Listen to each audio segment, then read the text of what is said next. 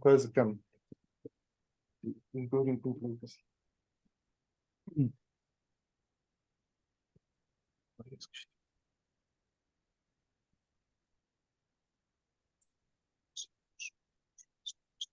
Приветстването ли? Само трябва да се включи. Да се И включи. по-към тебе. Ще кажа няколко думи за госпожа Шабодец, която е с нас. Bonjour, Gisèle Chabodès. Donc, nous sommes très heureux de vous accueillir parmi nous. Tout d'abord, il y aura quelques mots de la part de Maria Kalinova, qui est maître de conférence à l'Université de Sofia, ainsi que de Ivan Doulov de l'espace bulgare. Et puis, on va passer directement à votre intervention. Donc, on vous prie de quelques minutes de patience pour que ça passe en bulgare. Et puis, on va reprendre avec vous le travail. Merci. Добре, колеги, мисля, че вече можем да започваме. Добро утро на всички. Добре дошли на днешната конференция Литература и психоанализа. Изключително ми е приятно да открия днешната работна среща, която се явява така резултат от един дългогодишен труд. Ако не се лъжа, Мария, това е 7-ма академична поредна година на работа на нашия семинар Литература и психоанализа. Така имаме голямото удоволствие всъщност за втори път в рамките на нашата работа да гостува госпожа Жизел Шабодес от Espace Analytique. През 2017 година тя беше тук в София, всъщност в същата зала, нова конферентна, и тогава ни изнесе една чудесна лекция за Едип. Днес имаме удоволствието отново да работим с нея. Ще дам думата на Мария Калинова да продължи въведението. Уважаеми колеги, изключително ви благодаря, че сте тук с нас, както в нова конферентна зала, така и за всички онези, които се включиха през платформата Zoom. Нашата конференция Литература и психоанализа е организирана в сътрудничество между Асоциацията Българско психоаналитично пространство и също така катедрата по теория и история на литературата на Софийския университет. Конференция с подобно заглавие не си спомням да е имало в Софийския университет, така че ще бъде интересен път, който ще изминем днес. Надявам се да имаме интересни срещи в диалога, в дискусията, да можем да отворим въпроси, които ни интересуват днес, но също така и да придадем по-завършен вид на работата си, която от 2016 година продължава за семинара Литература и психоанализа. Всеки четвъртък всички вие, които сте посещавали семинара, знаете, в края на месеца се събираме и разглеждаме от една страна художествени текстове, от друга конкретни психоаналитични текстове, което малко или много ограничава проявите ни и така се стигна до тази идея да направим възможно най-широка като тема и като поле дискусия, където всеки от нас да може малко или много да се опита да види съвпаденията и абсолютните несъвпадения между полето на литературознанието, на психоанализата, на филологията като цяло и другите дискурси за литературата, които сме привличали в работата си. Разбира се, психоанализата е мястото, което в нашия семинар, в нашата работа и надявам се на тази конференция повдига въпросите. Особено важна е работата на Фройд и Лакан за нашия семинар и конференция.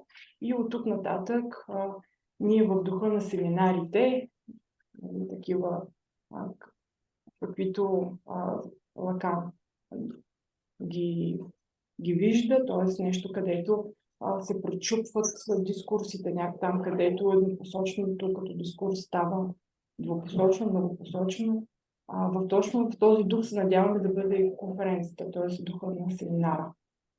Благодаря ви за вниманието и давам думата на госпожа Мимоза Димитрова, която е модератор на пленарната сесия, с уважаемата госпожа Жизел Шабудес, като госпожа Розалина Дочева това ще помага, когато се налага, с превода от френски. Има разпечатани, ако тези от вас, които нямат достъп до интернет, доклада на български на госпожа Шабудес, но също така на сайта на Асоциация Българско психоаналитично пространство превода на текста е достъпен, може през телефони, през компютри да го отворите.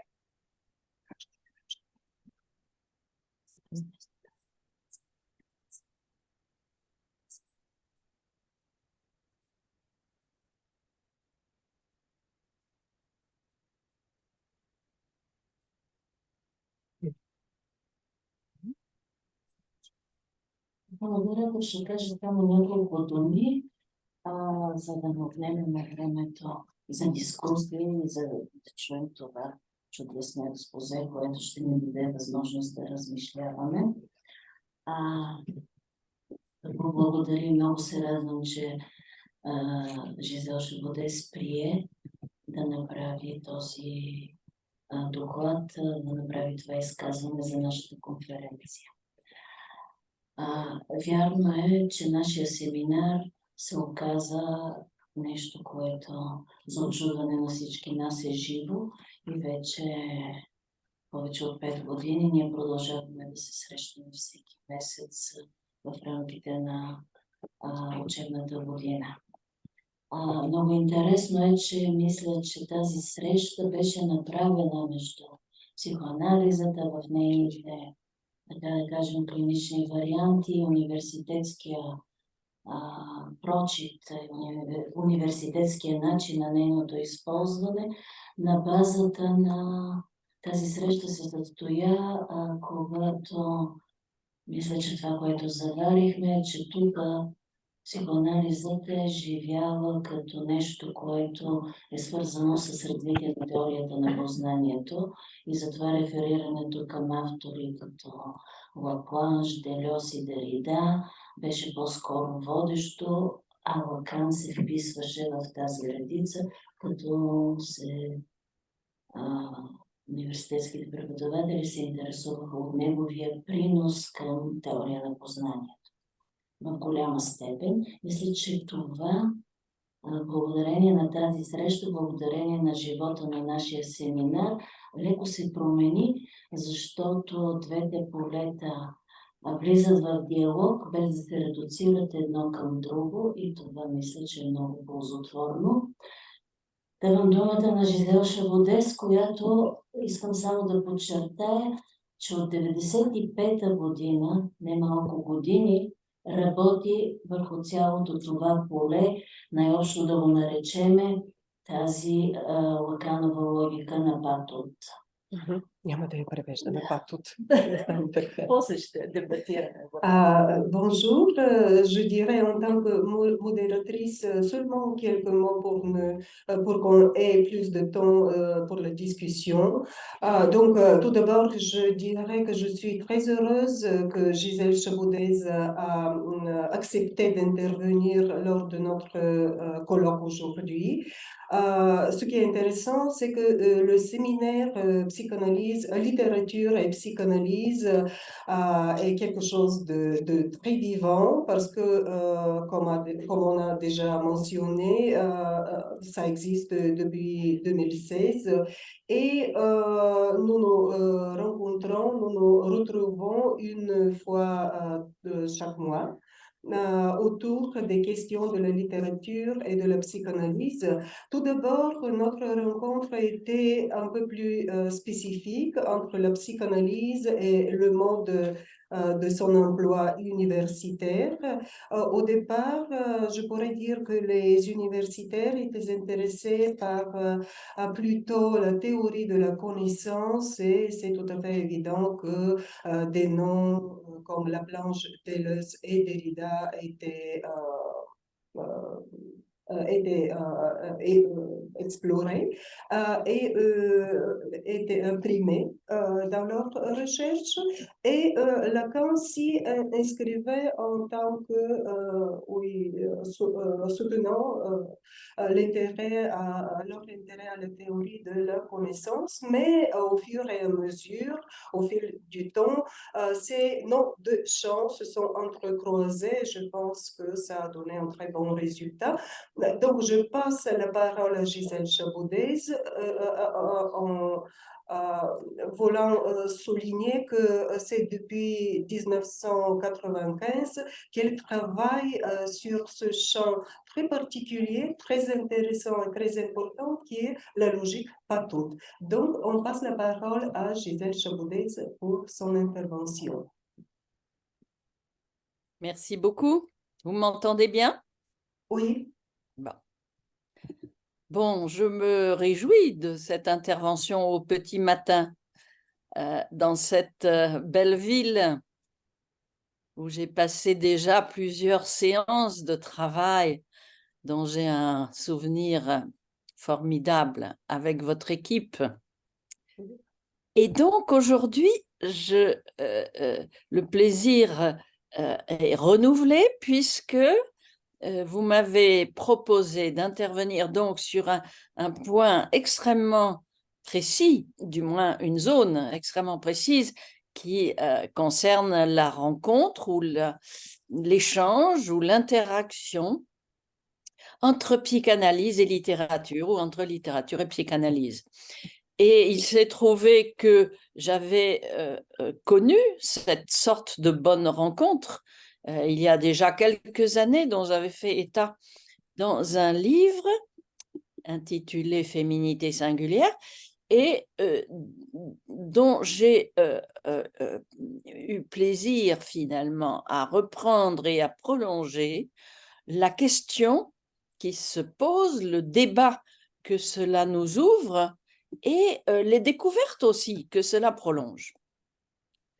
Et je disais en argument qu'on ne mesure pas encore ce qu'apporte la logique nouvelle de Lacan, dite pas toute, notamment en réponse aux critiques qui ont été adressées, à juste titre d'ailleurs, à la théorie freudienne du féminin par les sociétés occidentales au XXe siècle.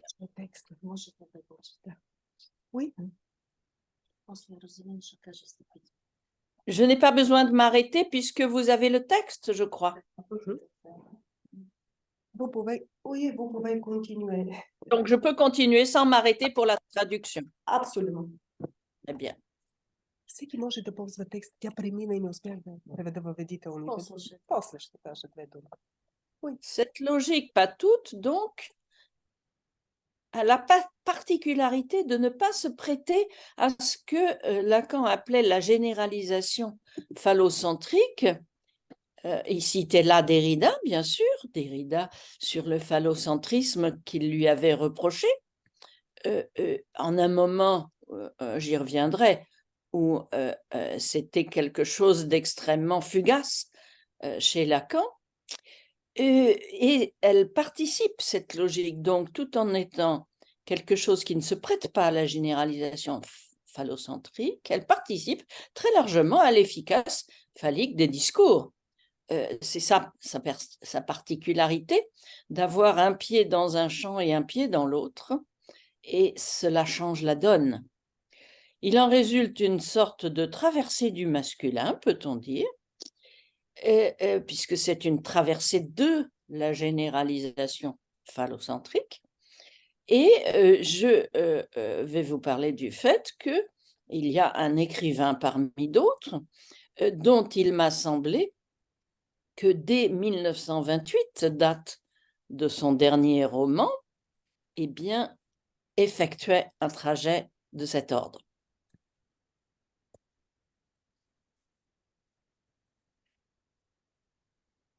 Sa démarche concernait l'inconscient au plus près au début du siècle dernier, donc, et elle résonnait à l'avance avec une thèse psychanalytique bien ultérieure, encore méconnue à l'heure actuelle.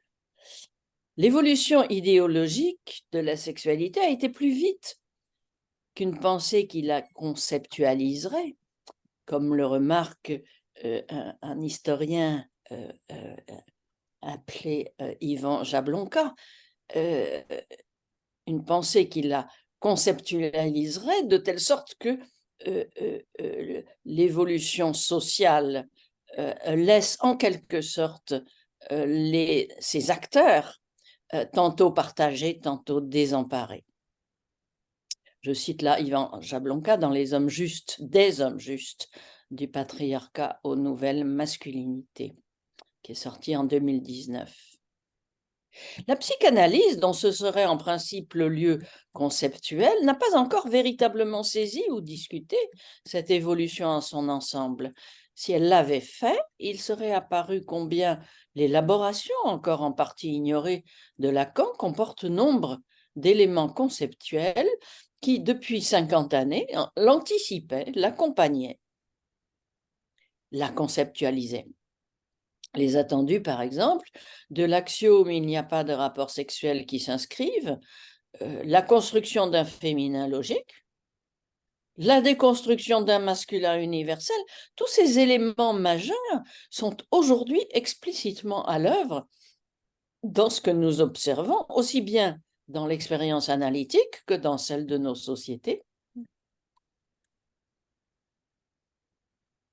Lacan a effectué donc en psychanalyse, on le sait, une trajectoire unique qui reste en partie ignorée.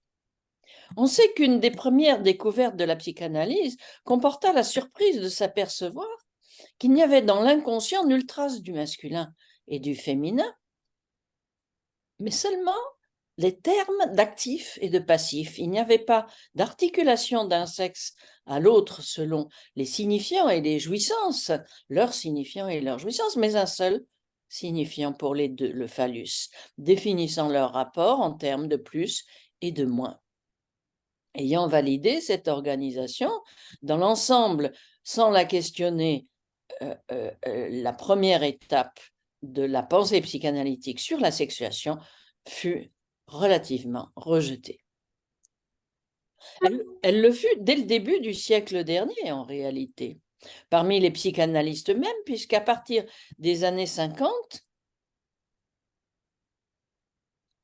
les psychanalystes même dans le débat de la phase phallique, c'est-à-dire au tout début du siècle, puis par les mouvements féministes à partir des années 50, avec notamment le deuxième sexe de Simone de Beauvoir, qui fut repris plus tard constamment, continuellement et encore à l'heure actuelle par les études de genre et les féminismes. Tout en saluant l'anti-essentialisme de Freud, elle rejetait les données de l'inconscient avec sa dialectique phallique, souvent résumée à la phrase « l'anatomie, c'est le destin », qui impliquait que l'angoisse de castration pour les êtres... Il faudrait que quelqu'un ferme son micro parce qu'il y a un bruit qu'on entend.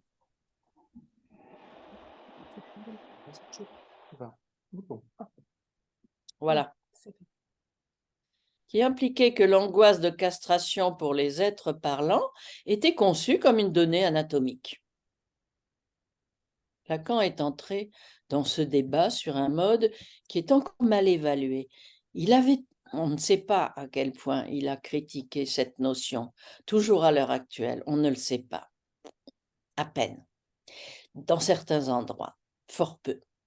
Il avait tout d'abord écarté les objections faites d'emblée à Freud parce qu'elles avançaient des éléments corporels pour fonder les termes à l'œuvre dans l'inconscient, alors que, disait-il, c'est à l'inverse, l'inconscient qui donne voix au corps. Mais plus tard, il allait reprendre à son compte l'objection qui avait été faite à l'anatomie comme destin, et il allait le faire sur un mode bien sûr très différent. Dans un premier temps, il avait repris les éléments de Freud pour les mener plus loin, cernant progressivement la signification du phallus, sa construction, sa genèse, son statut de symbole puis de signifiant, Enfin, sa fonction quasi mathématique. Il recensait tout cet usage du phallus qui lui apparaissait peu à peu tenir lieu d'une organisation de la sexuation et du rapport des sexes dans nos sociétés patriarcales autant que dans l'inconscient des sujets. Dès lors, Lacan pouvait soutenir, à partir de 1967, que la politique était en continuité avec l'inconscient, que, je cite, « l'inconscient, c'était la politique. C'est la politique ».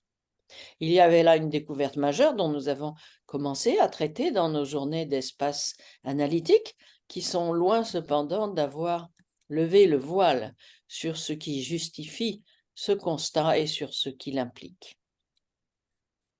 En cernant progressivement la genèse de ce concept du phallus, avec sa fonction dans la loi, Lacan n'avait pas tardé à le soupçonner d'être supporté non par l'anatomie justement, mais par un trait physiologique, laissé de côté par les psychanalystes, par les autres aussi d'ailleurs, à partir d'une particularité de la jouissance masculine dans le rapport sexuel.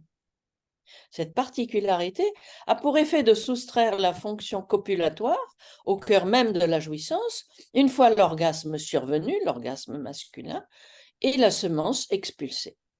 Elle constitue ainsi une limite involontaire, on le sait bien sûr, de la jouissance, laissant aisément en suspens le rapport des partenaires, le rapport sexuel des partenaires des deux sexes qui vise une conjonction des jouissances.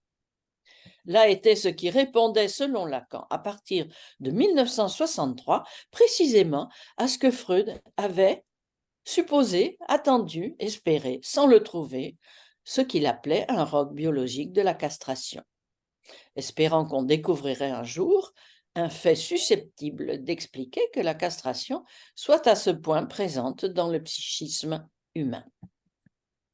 Lacan relevait ce défi avec un fait qui en somme était de tout temps sous nos yeux. Il découvrait que cette coupure, interprétée d'une certaine façon, avait engendré universellement un symbole, le phallus, et un objet psychique bien particulier qu'il appelait objet A. Ce n'était plus seulement l'inconscient alors qui donnait voix au corps, découvrait-il, mais en outre quelque chose du corps physiologique qui supportait un élément central, soutenait un élément central de l'inconscient. La déconstruction du phallus connaissait là son étape décisive. Il devenait évident pour Lacan que ce symbole du phallus avait été construit pour traiter la disjonction des jouissances des deux sexes, l'absence de leur rapport en ce sens, matérialisée par le retrait phallique au cœur de la jouissance. L'absence de leur rapport en un premier sens, bien entendu, puisqu'elle est avant tout une absence d'inscription dans les discours, celle du rapport sexuel. L'inconscient interprétait ce retrait comme une castration qu'il avait renversé en puissance, qu'il renversait en puissance. Le phallus avait ensuite muté en signifiant dans l'organisation des discours religieux et politiques, en se redoublant dans la fonction dite du nom du Père, comme commande, instaurée comme commande de cette limite. Il masquait le non-rapport sexuel par la substitution d'un rapport de disposition d'un sexe par l'autre en élidant la jouissance des femmes, comme la Genèse le met en scène. Un tel enchaînement logique pouvait être pensé depuis le langage vers la jouissance, donc, et en sens inverse. Il était valable dans les deux sens, depuis la jouissance vers le langage. Les deux étant pourtant en continuité selon une torsion qui avait exigé pour être représentée une topologie spéciale. Dans ces années 60, Lacan commençait à souligner ainsi qu'à la place du rapport sexuel qui s'inscrirait entre les deux sexes selon leur jouissance et leur signifiant, il y avait en réalité une loi sexuelle qui s'énonçait comme fiction mâle, je cite, « on est ce qu'il y a, on a ce qui est l'objet féminin ». Fin de citation, qu'il considérait comme une fiction simplette, sérieusement en voie de révision. Une telle remarque était en avance sur les perspectives féministes, et elle ironisait déjà sur cette syntaxe quasi universelle et immémoriale des lois établissant un rapport complémentaire hiérarchique entre les sexes. Les auteurs de nombre de disciplines aujourd'hui questionnent la source de ce rapport complémentaire hiérarchique sans en approcher l'idée radicalement nouvelle que Lacan avait mise au jour, voici 50 ans. Aussitôt après avoir effectué une critique cinglante de cette loi sexuelle, donc en 1967, il allait opposer à la phrase « l'anatomie, c'est le destin », reprise par Freud avec un certain nombre de dégâts, on le sait, parce qu'elle laissait croire à un fondement anatomique de la castration avec son pénis Neide, eh bien Lacan y opposait cette autre phrase, « l'inconscience et la politique », laquelle s'avère motivée par une logique de fantasme. Dans le même mouvement, il déchiffrait comment cette logique de la loi universelle, qui fondait le rapport de l'homme et de la femme comme un fantasme, s'appuyait sur cette soustraction de jouissance imposée par l'arrêt de la fonction copulatoire en un point dans le rapport sexuel. Il l'appelait point pivot de toute l'idéologie sexuelle, cette soustraction quelque part. Je résume là de façon extrêmement schématique le commentaire que j'en ai effectué depuis 1995, le commentaire donc de cette déconstruction infiniment audacieuse. C'est ainsi qu'on peut comprendre par exemple les derniers mots de Lacan dans sa lettre au journal Le Monde en 1980. Il disait « Freud part de sa cause phallique, ce qui ne va pas sans bavure, que je m'emploie à éponger. » Fin de citation. Cette phrase est bien connue. Et en effet, la phrase de Freud, reprise par Freud, on le sait, il l'a repris d'une certaine manière à Napoléon. Cette phrase reprise par Freud, l'anatomie c'est le destin, consacrait la logique phallique comme une donnée anatomique, en confondant donc le phallus et le pénis. Elle peut en effet, cette phrase, avec les conséquences qu'elle a eues, vous savez que tous les féminismes, à juste titre, depuis se sont élevés contre, peut être considérée comme une bavure majeure, héritée de la société patriarcale d'alors, de ce qu'on appelait les préjugés freudiens. Tandis que la phrase de Lacan, l'inconscient, c'est la politique, en tant que supportée par un fantasme, éclaire une source essentielle de cette fiction mâle construite pour renverser la soustraction de jouissance dans le rapport sexuel, qui est son point pivot, cette fiction mâle qui nous sert de loi. De ces éléments majeurs de la découverte lacanienne se conçoit ce qu'on peut appeler, vous le sentez bien, une traversée du masculin. Lacan n'a eu de cesse en effet de déchiffrer, de déconstruire l'universel de l'homme comme fiction construite sur le défaut du rapport sexuel, repris en logique oedipienne, toute phallique, commandée par une instance appelée père, celui qui serait indemne d'une telle castration dans la jouissance sexuelle. Il a montré comment se concevait la fonction phallique, dont cet universel se soutient, selon l'énoncé du fantasme « on est ce qu'il y a, on a ce qui est ». Il découvrait que cette loi masque l'absence du rapport sexuel en y suppléant, mais elle ne la comble pas.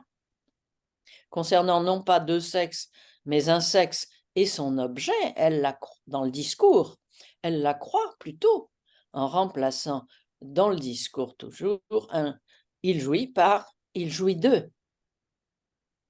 Il déplace sa jouissance, et ce faisant, élidant la jouissance de l'autre dans le discours. Mais il a souligné aussi, Lacan, qu'une autre logique, justement, hors du discours, hors de cet universel et au cas par cas, peut donner accès à une jouissance autre que phallique, ce qui est le mode logique préférentiel des femmes, mais qui ne concerne pas toutes les femmes, puisque ça se décide une par une, et ça ne dépend pas donc totalement du sexe, puisque certains hommes aussi en participent. La loi énonce entre hommes et femmes un rapport complémentaire universel qui ne concerne donc qu'une part des femmes et une part de la femme, tandis qu'une autre part peut donner lieu, une par une, à un rapport supplémentaire en y ajoutant une autre jouissance. Une logique pas toute phallique règne à cet endroit où s'effectue la traversée d'un masculin tout phallique, puisque c'est la définition même du masculin. D'un masculin construit comme tel selon la loi, c'est d'être tout phallique. Entre un homme et une femme, il s'ensuit là, au singulier, un abord différent du rapport sexuel au sens large. Eh bien, au sens large, c'est-à-dire au sens lacanien du terme, qui implique à la fois le rapport sexuel au sens courant du terme et à la fois le rapport des sexes. Voilà ce que signifie l'expression rapport sexuel chez Lacan. Eh bien, c'est un tel trajet que David Herbert Lawrence écrivait dans la 3e version de son roman Lady Chatterley, l'amante de Lady Chatterley ou Lady Chatterley Lovers. Donc, Lawrence et la réalité phallique.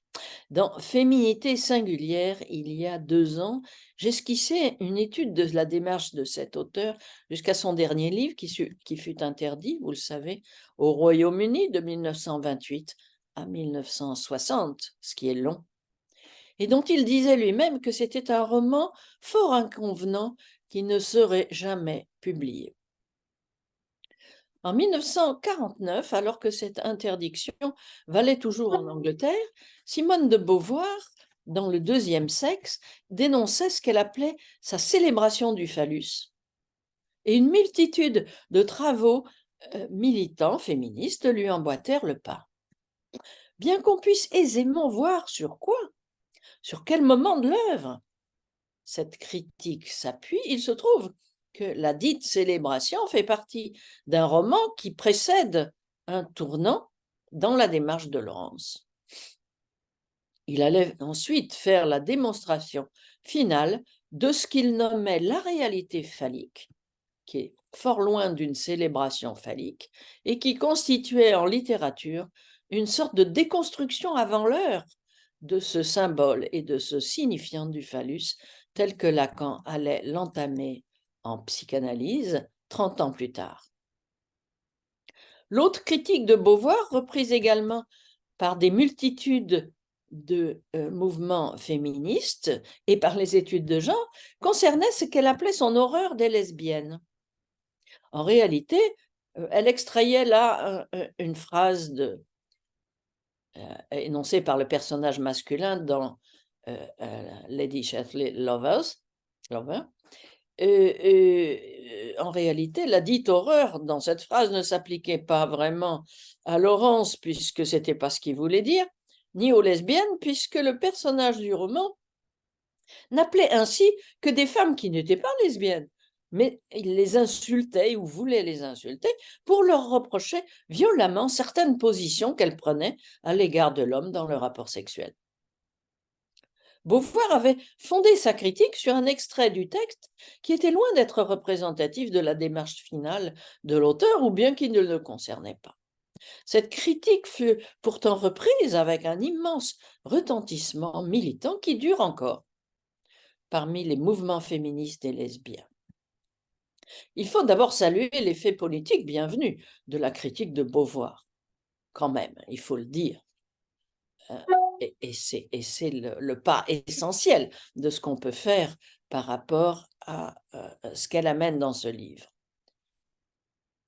Cette critique de Beauvoir, bien qu'elle soit donc inexacte, je le souligne, a eu de bons résultats. Et il faut le dire, quand d'autres critiques plus exactes de ce qu'on appelle le phallocentrisme n'avaient pas de bons résultats. Et puis, maintenant, le temps ayant passé et la grande marche des avancées féminines n'étant plus menacée en principe, on peut faire une remarque plus juste désormais quant à l'apport du roman de Lady Chatterley, concernant le rapport de l'homme et de la femme. Et c'est évidemment cela qui m'intéresse. Il y avait en réalité, dans la démarche de Lawrence, l'esquisse d'un autre féminisme que celui qui s'entend aujourd'hui, que j'appellerais rapidement un féminisme du pour-tout, Et l'autre féminisme de Laurence nous intéresse au plus près. On y trouve un écho anticipateur d'une démarche bien ultérieure de Lacan, qui lui aussi sembla effectuer durant un bref moment, dans les années 50, une esquisse de célébration phallocentrique, pour reprendre ce terme utilisé par Jacques Derrida à partir de quelques éléments qu'on pouvait interpréter dans ce sens. Mais ce fut juste avant d'entamer ce que l'on peut appeler l'immense déconstruction critique, pour le coup, on peut appeler cela du terme derridien, l'immense déconstruction critique du phallus que Lacan a effectué. Du phallus comme signifiant maître de l'inconscient avec sa fonction dans les sociétés patriarcales monothéistes. Comparer ces deux trajectoires peut raisonner sur quelques points dans la mesure où chacun de ces auteurs objectait finalement aux attentes idéalisées quant au signifiant phallique, pour découvrir y compris aux leurs d'attente idéalisée, pour découvrir à leur manière à quel point il était au contraire, ce phallus, un obstacle dans le rapport sexuel, tout autant que dans le rapport des sexes.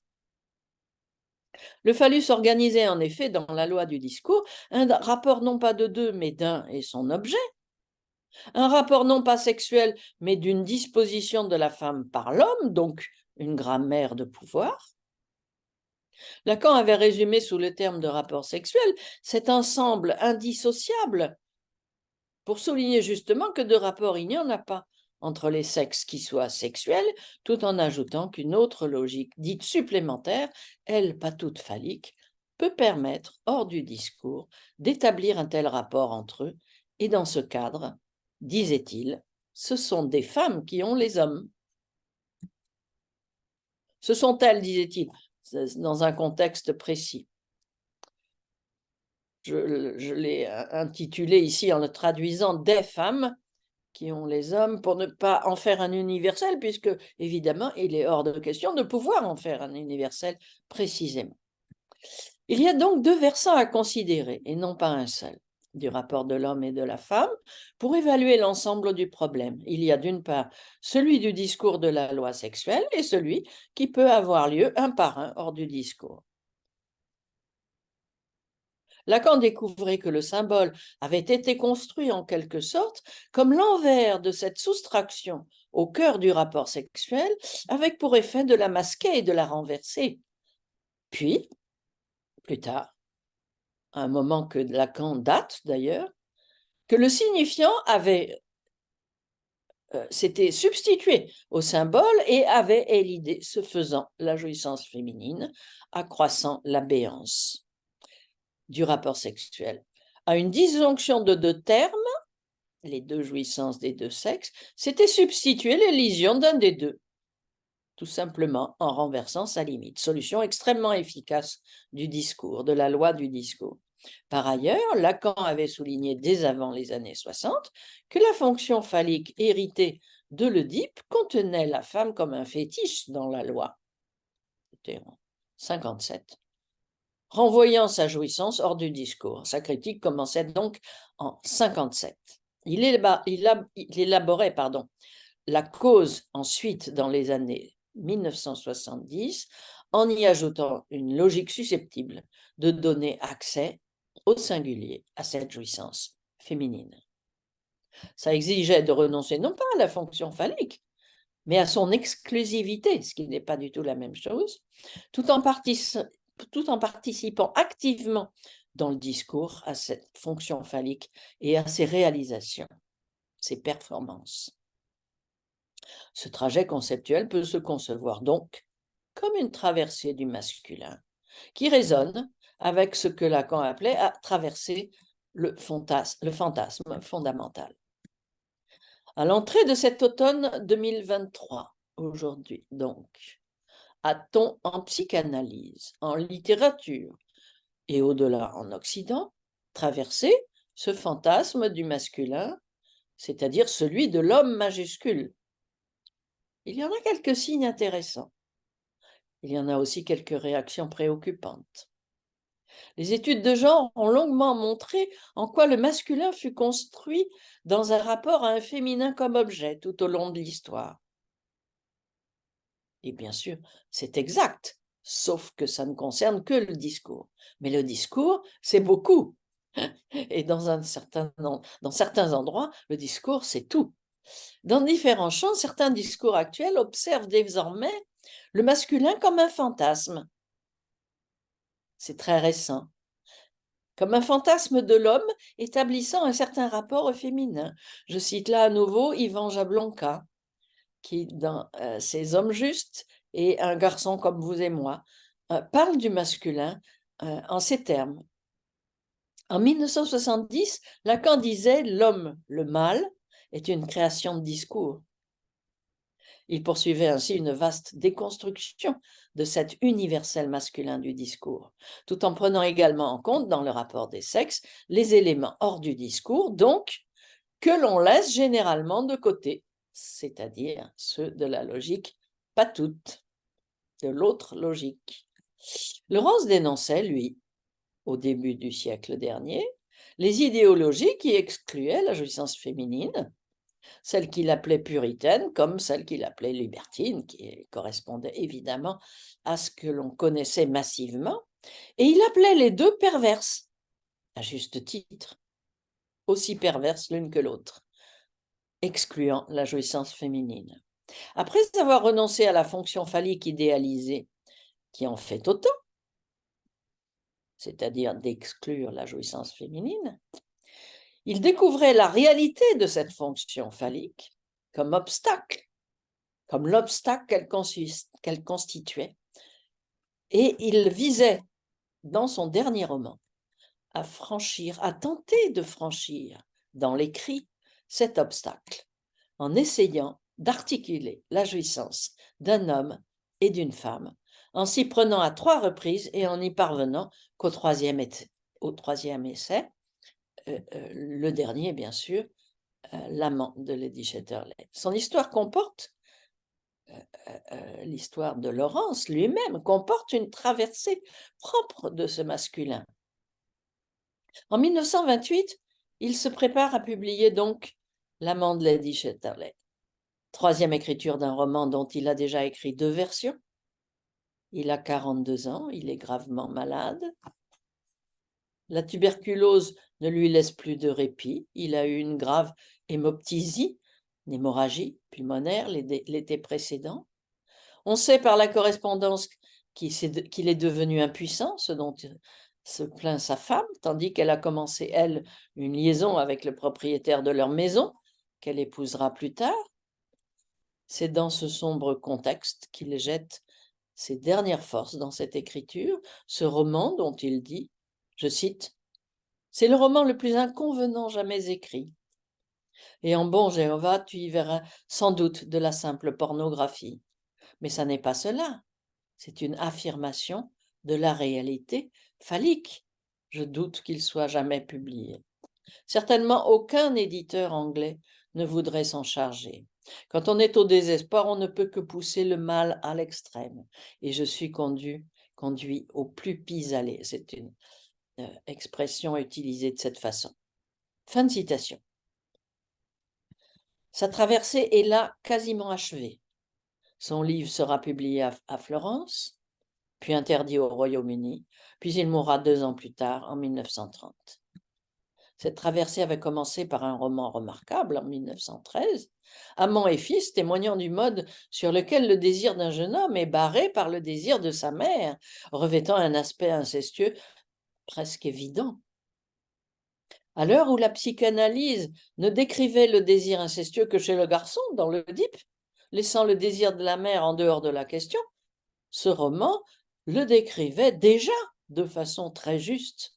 Lacan, beaucoup plus tard, allait introduire un renversement conceptuel pour montrer l'incidence aliénante du désir de la mère dans l'Oedipe, précédant logiquement la séparation du sujet oedipien.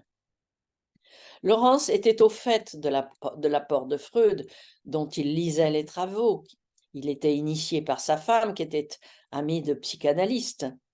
Le ressenti incestueux du désir de la mère et de la femme l'occupa longtemps, sur un plan personnel autant que comme écrivain, et un petit peu aussi comme théoricien, puisqu'il a produit également quelques textes théoriques. Il allait développer un intérêt pour les cultes du phallus, particulièrement dans leur forme mexicaine, avec leur dieu serpent à plumes, en voulant croire alors, face à cette angoisse du désir incestueux, en voulant croire alors que les civilisations antiques, avec leur culte du phallus, avaient développé à propos du rapport sexuel une conception plus vraie, plus incarnée de ce rapport, que le christianisme qu'il avait interdit et refoulé hors des discours. Il prenait une sorte de confiance dans la vertu des cultes phalliques anciens pour brider, en somme, le désir des femmes, le désir donc incestueux, entre guillemets, des femmes, là où l'Occident y échouait. Le symbole du phallus avait un effet conjuratoire, apaisant face au désir des femmes, qui évoquait tant celui de la mère, source d'angoisse de ce fait, et c'est en quoi Lacan allait se moquer, vous le savez, de cet usage conjuratoire du phallus face au désir de la mère, en le comparant à un bâton planté dans les années 70, à un bâton planté dans la gueule du crocodile maternel. On prend souvent cette expression à la lettre, je vais vous faire remarquer qu'elle était ironique. Cette angoisse résonnait fortement dans l'histoire de Laurens comme fils, et puis ensuite comme amant et comme époux. Parce qu'il avait été séduit par la femme de son ancien professeur, mère de 3 enfants, qui lui avait proposé une relation sexuelle, et en répondant à son désir, il avait alors formulé la demande qu'elle quitte sa famille et le rejoigne, ce qu'elle avait fait, donnant naissance à leur couple itinérant, leur couple définitif, itinérant, désargenté, solide et conflictuel à la fois.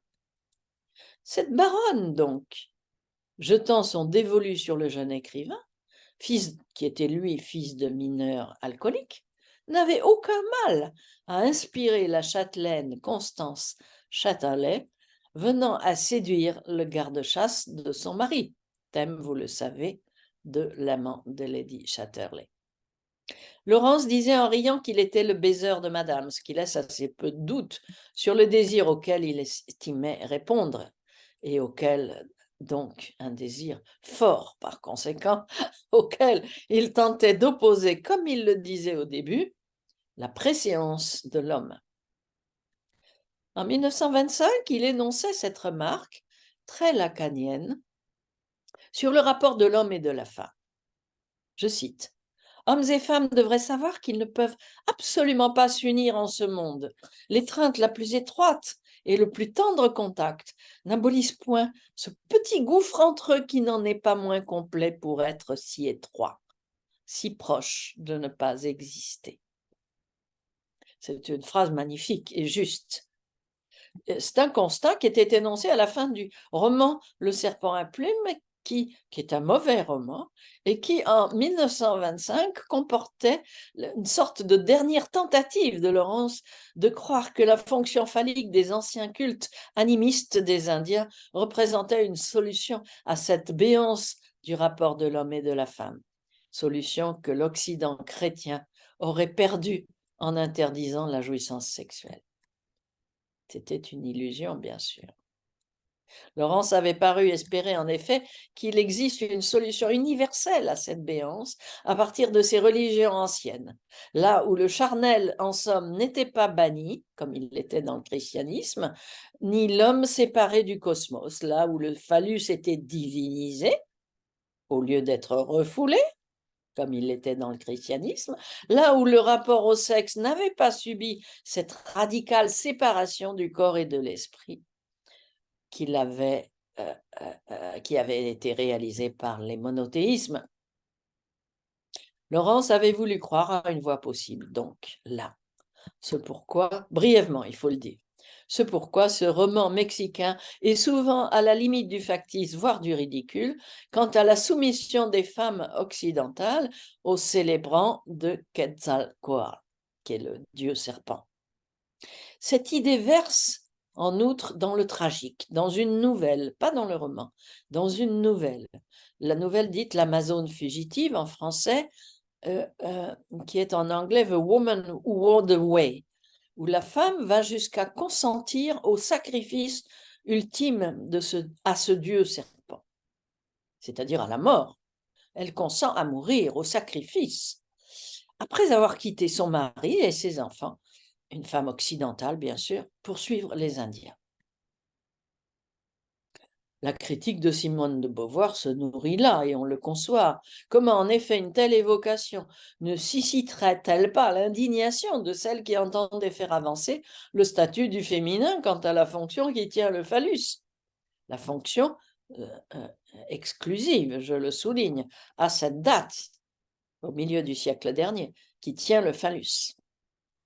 Ce culte du phallus n'était en aucun cas à soutenir, à renouveler ou à raviver parmi les traditions antiques. Il était simplement à dénoncer, estimait-elle. Bien sûr. Laurence lui-même expliquait fort bien dans sa correspondance en quoi consiste pour lui la source la plus sensible de cette idéalisation du phallus que nourrissait les logiques patriarcales, puisqu'il dit à Catherine Mansfield en 1918, je cite, « Cette idée d'inceste maternel peut devenir une obsession, mais elle me semble du moins comporter cette vérité, qu'à certaines périodes, l'homme a le désir et comme une tendance à retourner vers la femme, à faire d'elle son but, sa fin, à trouver en elle sa justification. Ainsi se jette-t-il en quelque sorte dans son sein et elle, la magna mater, le reçoit avec reconnaissance. Ceci est une sorte d'inceste. Il me semble, poursuivait-il, que c'est ce que fait Jack pour vous, et c'est ce qui à la fois vous repousse et vous fascine. Je l'ai fait aussi, et maintenant, je lutte de toutes mes forces pour m'en sortir. Dans une certaine mesure, Frida est la mère, Frida, sa femme, est la mère dévorante. Il est très difficile de guérir lorsque les relations sexuelles sont ainsi engagées. Si on ne guérit pas, on meurt. Mais Frida trouve que je suis antédiluvien dans mon attitude. Je crois en effet que la femme doit reconnaître à l'homme une certaine supériorité et que l'homme doit accepter celle-ci. Je crois que les hommes doivent aller de l'avant devant leurs femmes sans se retourner pour demander une permission ou leur approbation. Par conséquent, les femmes doivent suivre sans hésiter. Je crois cela, je n'y puis rien. Excusez-moi.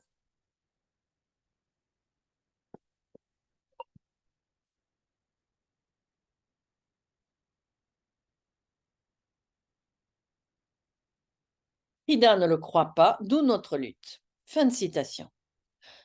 1918, vous voyez cette correspondance avec Catherine Mansfield, qui mourra elle aussi très jeune de la tuberculose. On ne saurait mieux décrire le combat à l'œuvre contre l'angoisse du désir de l'autre imaginairement incestueux qui lui est adressé. Et le moyen d'apaiser l'angoisse que ce désir continue de susciter en brandissant une préséance de l'homme. On ne saurait mieux le décrire. Il fallait donc à Laurence soutenir la loi sexuelle au nom du phallus, au nom de celui qui doit avoir le phallus face à celle qui doit l'être, au nom de la fiction simplette, selon Lacan, que Lacan appelle ainsi, et qui n'était pas, certes, en 1918, encore révisée en ce début du XXe siècle, ce qu'elle est plus tard, depuis. Or, précisément, 10 années plus tard, Laurence change de direction. Un chemin sensible a été parcouru et il écrit dans sa correspondance qu'il ne croit plus à la préséance de l'homme, et il n'y croit plus, notamment face au surgissement du fascisme. C'est là qu'il change d'avis. Le conflit violent dont il expliquait les termes dans son couple s'est apaisé. Sa maladie a gagné du terrain, rendant sa mort de plus en plus certaine et son impuissance probable. Il va écrire 3 versions successives de Lady Chatterley qui tracent en quelque sorte une clinique, sa clinique, de cette traversée du fantasme. Dans la première, le garde-chasse est essentiellement animé par une haine de classe, celle d'un subalterne face à une châtelaine qui l'invite sexuellement alors qu'il est l'employé de son mari. Il n'y a pas l'ombre d'une tendresse entre les partenaires, ni d'un érotisme dans la description de leur rapport. Premier roman, que certains préfèrent, dit-on. Dans le second roman, fort long et un peu verbeux, cette haine s'atténue et la dimension sexuelle commence à s'écrire, quoique encore peu présente. Cette version devait s'appeler Tenderness ou bien Lord Thomas and Lady Jane, nom populaire des organes sexuels. Donc, entre tendresse et organes sexuels. Il hésitait encore dans cette alternative mal posée, puisque bien sûr, il n'allait pas choisir entre les deux. Dans le roman définitif, le personnage masculin est cette fois un ancien colonel, plus digne de la châtelaine qui le désire, il est plus séduisant, il est plus aimant, et le rapport sexuel prend cette fois une large place dans une écriture infiniment précise, juste, crue, exigeante et belle, à la fois tenderness et à la fois les organes sexuels, le nom des organes sexuels. Or, c'est cette dernière version définitive qui entend montrer en acte ce qu'il appelle la réalité phallique, qui est une réalité jamais dite comme telle, car derrière cette réalité phallique, on peut à l'évidence traduire, en lisant le texte de près, bien sûr, ce que j'ai fait, il y s'agit du défaut phallique au cœur de la jouissance du rapport sexuel. Celui que Lacan allait découvrir 30 années plus tard comme roc de la castration, comme roc biologique de la castration. Ce texte montre pas à pas l'épreuve de cette réalité comme personne ne l'a jamais fait auparavant. Il frémit au long des pages d'une façon à la fois grossière et émouvante sur le symbole de cet organe chargé en somme de la mission difficile de faire jouir cette châtelaine qui l'a désiré, lui, l'homme des bois. À son désir, il a répondu, grave et angoissé, je cite, « Il avait le visage pâle et sans expression, comme celui d'un homme qui se soumet au destin. » Certes, il énonce, « Couchez-vous ici », et elle répond avec une étrange obéissance. Ces termes qui font largement susciter les discours féministes qui les citent à longueur de texte. Or, ils sont extraits d'un texte de Laurence qui indique clairement qu'au moment où il dit cela, c'est à son désir à elle qu'il répond. Il décrit longuement comment il échoue ensuite, répétitivement, au cœur du rapport sexuel, c'est-à-dire comment sa jouissance précoce suspend ce rapport, et comment, après de nombreuses tentatives, il ne parvient finalement à susciter la jouissance de cette femme qu'au bout de nombreuses rencontres, de mois d'épreuves, après que leur lien se soit établi, et à force de courage et de ténacité, d'exigence, de désir et d'amour. Bien. Ce fut pour lui, il dit ceci, un moment de paix parfaite, cette entrée dans le corps de la femme. Ça fait partie de ces phrases où l'on a désigné ce qu'on a appelé l'érotisme solaire de Laurence. Il est aujourd'hui bien oublié. La réalité phallique qu'il entend montrer donc ne laisse là aucun doute. Toute cette lutte et cette angoisse s'incarnent dans la jouissance d'étumescence rapide de l'homme qui interrompt le rapport, laissant en suspens celle de la femme. J'ai dit là rapide, je dis précoce aussi, mais précoce, c'est dans le cas symptomatique, bien sûr. L'homme luttant contre cette soustraction involontaire, que son angoisse accentue, qu'il ressent comme une castration, avec l'espoir que la femme l'attende jusqu'à ce qu'il parvienne à la rejoindre. Puisque cette soustraction laisse sa jouissance en suspens. Et parallèlement, la colère de Laurence se tourne contre les femmes qui, dans cette difficulté, se détournent de l'homme pour s'occuper elles-mêmes de leur jouissance. Ce sont celles-là qu'il appelle les lesbiennes par interprétation et volonté d'insulte. Vous voyez que ça n'a rien à voir avec les lesbienne comme telle. Ce qu'il nomme la réalité phallique concerne donc cette béance, cet obstacle central dans la jouissance du rapport sexuel, ce prélèvement sur la jouissance de l'homme qui impose sa limite à la femme, et le texte décrit pas à pas comment une possibilité peut s'élaborer pour un couple de le surmonter. L'énoncé minutieux de cette réalité reflète sensiblement l'enjeu de ce qui, autour du rapport sexuel, fut au long des temps refoulé, renversé, dénié, toute l'angoisse qui s'y appuie, toute la fantasmagorie qui s'y nourrit, qui en livre un accès faussé, qui en anime un désir limité, qui en accumule des impasses incommensurables. Cette béance du rapport sexuel où se sont condensés les noyaux des religions, où se sont construits les genres de la loi, constitue ce que Lacan appellera 40 ans plus tard le point pivot de toute l'idéologie sexuelle, cette soustraction de jouissance quelque part. Et je soulignais tout à l'heure qu'il avait, ce faisant, relevé le défi freudien de trouver un fait biologique qui puisse constituer le roc biologique de la castration.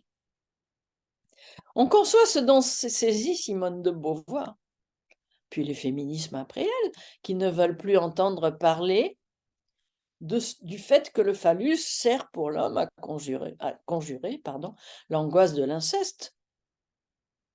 Un refus qui consiste à considérer que parler du phallus viserait à le justifier, par exemple. Et pourtant, le déchiffrer ainsi, c'est le déconstruire, afin d'apprendre à s'en passer réellement, une fois l'illusion défaite, au lieu de faire semblant qu'il n'est plus là parce qu'on ne dit plus son nom. Désormais, nombre de discours ne veulent plus rien savoir, donc du mot même de phallus, pour avoir éprouvé, en effet, les effets et les ravages de ce remède patriarcal quand il est seul à l'œuvre. Quand il est seul à l'œuvre. Pourtant, on peut constater que cette conjuration millénaire de l'angoisse par le phallus n'est jamais si bien déconstruite que par celui-là même qui, comme Laurence, l'a pratiquée, l'a espérée, l'a mise en œuvre, l'a défendue, et qui, ce faisant, a découvert derrière elle la réalité phallique, comme il dit, comme il l'appelle, c'est-à-dire cette jouissance précaire de l'homme qui lui barre le corps de l'autre, qui l'empêche d'en jouir, qui est marié, disait Lacan, avec ce phallus, sans autre femme que cela, car il est rivé à la jouissance de son organe et à sa limite. Lorsque Simone de Beauvoir dit que Laurence exige une soumission de la femme au phallus en lui refusant l'orgasme, elle ne saisit donc que le moment mexicain, éphémère de son écriture, pour en faire un combat, alors un combat féministe, donc, alors que lui-même va déconstruire cette logique pour en découvrir une autre. Il va écrire, on le sait, des centaines de pages pour montrer comment l'homme des bois, malgré l'angoisse qu'il éprouve, va parvenir à répondre au désir de la châtelaine et parviendra à susciter sa jouissance dans une fiction évoquant métaphoriquement sa propre histoire, celle de l'auteur. La classe sociale de la femme qui initie la relation sexuelle est donc là bien supérieure à celle de l'homme qu'elle désire, de sorte que le détenteur du phallus n'est à l'évidence pas celui de l'organe. Soyons clairs.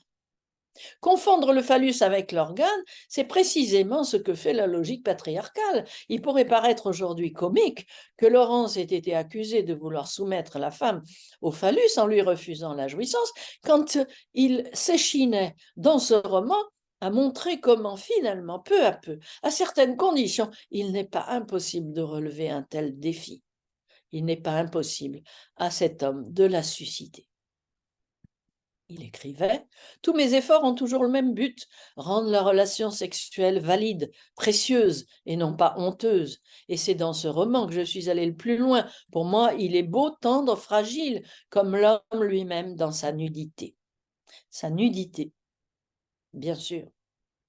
Commençant son œuvre par l'obstacle que constitue l'effet incestuel, sensible donc dans le rapport de la mère et du fils, puis de l'homme et de la femme, Laurence a soupçonné finalement que le phallus n'était pas la seule cause d'angoisse, que le phallus appelait, que l'inceste n'était pas la seule cause d'angoisse et que le phallus appelé pour le conjurer était un obstacle à son tour, voire était un obstacle premier. Au terme de cette traversée, il renonçait à la préséance de l'homme de la loi sexuelle, il renonçait à ce qui, que cette fonction phallique soit seule à l'œuvre, et il montrait comment, dans cette mesure, cet homme pouvait parvenir à susciter et à partager la jouissance de cette femme. Ce qu'on a appelé l'enchantement sensuel de Laurence fut plus violemment censuré par les pouvoirs publics et les féminismes que les écrits pornographiques. Comme si l'énoncé d'une érotique réunissant la jouissance et l'amour, c'est son but, c'est son fait, en prenant en compte le défaut phallique sans le nier ou sans l'esquiver, et en déployant une autre logique que la logique toute phallique entre les sexes, que celle donc de la loi sexuelle, et bien qu'une telle tentative, qu'une telle réussite, était plus refoulée que les expressions volontairement obscènes du sexe phallique. Tout phallique. Les 3 versions successives de Lady Chatterley condensaient cette traversée du masculin qui avait occupé une vie. Et son récit allait cheminer longtemps avant que Lacan vienne à décrire ce pivot de toute l'idéologie sexuelle et en élaborer la logique, qui est encore, à l'heure actuelle, méconnue à partir de cette racine-là. Je m'arrête là. Je vous remercie.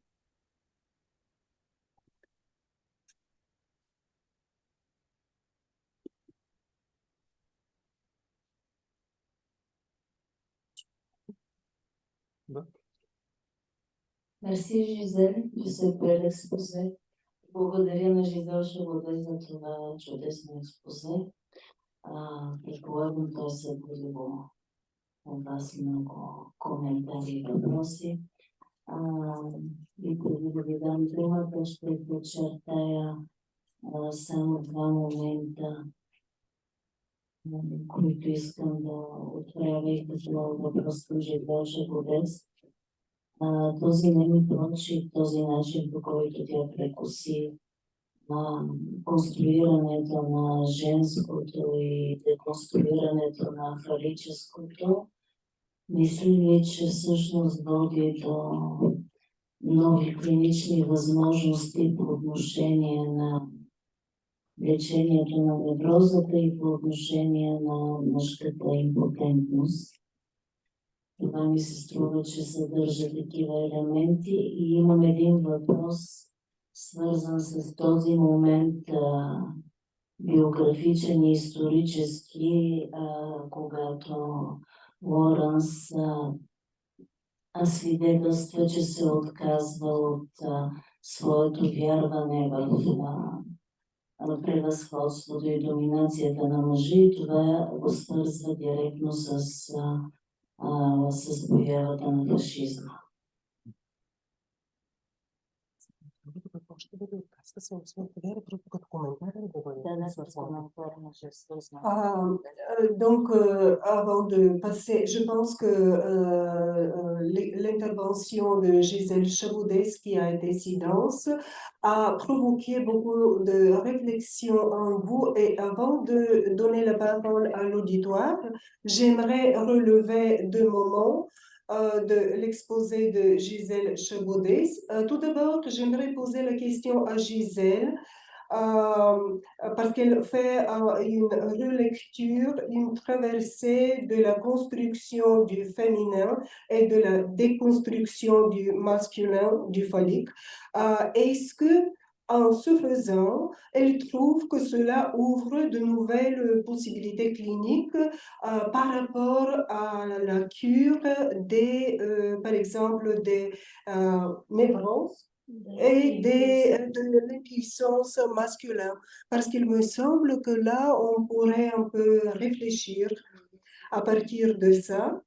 Et une petite commentaire de votre part, Gisèle, à propos de ce moment biographique de l'auteur, de Laurence, lorsqu'il dit lorsqu'il souligne qu'il est en train de renoncer à sa croyance, en la présence de l'homme, notamment au moment de la levée du fascisme dans le monde. Merci. Donc, Alors, on continue avec la réponse des questions de Mimosa, c'est ça? Vous voulez qu'on procède ainsi, Gisèle? Ou je vais répondre, si vous voulez, je vais répondre à vos questions, parce que je les aurais oubliées sinon. Ah, d'accord. La première question, vous me demandez si je trouve que ça ouvre une perspective dans la clinique. J'ai envie de vous répondre d'abord, et vous, est-ce que vous trouvez que ça ouvre une perspective clinique? Mais je vais y répondre aussi, bien sûr. La première, vous dites dans la névrose et concernant l'impuissance masculine. Alors, vous savez, je pense que Lacan a appelé la névrose, ou plutôt a appelé la loi sexuelle une norme mâle, n'est-ce pas? C'est-à-dire la logique toute phallique oedipienne, qui est celle qui est à l'œuvre dans la loi sexuelle, et qui a bien sûr une instance paternelle à son sommet, qui la fonde comme exception, et bien cette logique-là, c'est ce que Lacan a appelé non pas la normale, puisqu'au moment où il entrait dans la psychanalyse et commençait à enseigner, c'était considéré comme la normale. En psychanalyse, la logique oedipienne était la norme. Il fallait simplement arriver à bien intégrer son Oedipe, bien assumer sa castration anatomique, s'il vous plaît, pour pouvoir ensuite être apte au rapport sexuel. Or, l'Oedipe n'a jamais rendu apte au rapport sexuel, il est fait au contraire pour traiter quelque chose de cette absence de rapport, et il le traite d'une façon qui, je l'ai dit, ne la résout pas, mais la croit. La croit en un seul mot. Et la névrose, Lacan l'a montré, c'est ça, c'est cette norme mâle, quel que soit le sexe. C'est bien pourquoi la dépendance de l'orientation de la sexuation avec le sexe, cette dépendance-là, vous le savez, n'est que très partielle. Elle n'est pas absente, cette dépendance, mais elle est très partielle. Les logiques du tout ont voulu en faire une indépendance, c'est faux, mais elle est quand même très partielle. Donc la névrose, c'est ça, c'est cette logique toute phallique, quel que soit le sexe. Et donc, lorsque je parle de cette traversée du masculin, qui est une traversée de cette universelle phallique de la loi sexuelle et de la norme mâle, il est bien évident que ça concerne, bien sûr, la névrose, puisque la névrose se définit de cette façon-là. Concernant l'impuissance, vous avez raison de poser la question. Je suis tout à fait d'accord. Je pars du principe que, comme le disait Lacan à la toute fin de son enseignement, de son œuvre, eh bien, admettre la castration, c'est loin d'être insurmontable. Mais attention, il ne parlait pas de ce qui consiste à assumer la castration anatomique et patati et patata. Ça faisait longtemps qu'il s'était moqué du pénis-neide, qu'il avait appelé ça une dénégation, qu'il s'était moqué de toute cette psychanalyse internationale qui définissait la castration entre les sexes du côté féminin du fait d'une absence de pénis. Il se moquait profondément de cette indigence théorique-là, de sorte que lorsqu'il dit admettre la castration, ça n'est pas du tout insurmontable, il voulait parler de la castration du rapport sexuel, c'est-à-dire de celle qui, d'une part, disjoint les jouissances sur un plan organique, les jouissances des deux sexes, elles sont disjointes, on le sait. Il faut donc toute une démarche en quelque sorte pour tenter de les joindre, mais ça n'empêche pas que le langage, lui, qui a appareillé cette disjonction, il s'est emparé de cette disjonction et de cette soustraction qui est consécutive à la jouissance pénienne, c'est-à-dire le retrait de la fonction copulatoire, c'est-à-dire la fin de l'érection, eh bien, il s'en est emparé pour en faire une castration, le langage. En faire une castration qui, elle, a été en quelque sorte reportée, déplacée par les logiques patriarcales pour en faire le propre du féminin. Donc, du point de vue de l'impuissance, vous voyez ce que ça a comme débouché, si je puis dire, c'est-à-dire comme effet salutaire de s'apercevoir que la castration, en effet, elle est au centre du rapport sexuel et qu'elle détermine cette absence du rapport puisque le langage s'est emparé de cette castration pour construire le signifiant du phallus, et le signifiant du phallus a élidé la jouissance féminine du discours. Par contre, il l'a laissé accessible, hors discours, un par un, selon un mode de rapport à l'autre et selon un mode de jouissance que pas toutes les femmes ne choisissent, puisqu'il y en a qui préfèrent en effet assurer leur jouissance seule plutôt que d'attendre que l'homme les rejoigne. Je reprends là évidemment les termes du roman.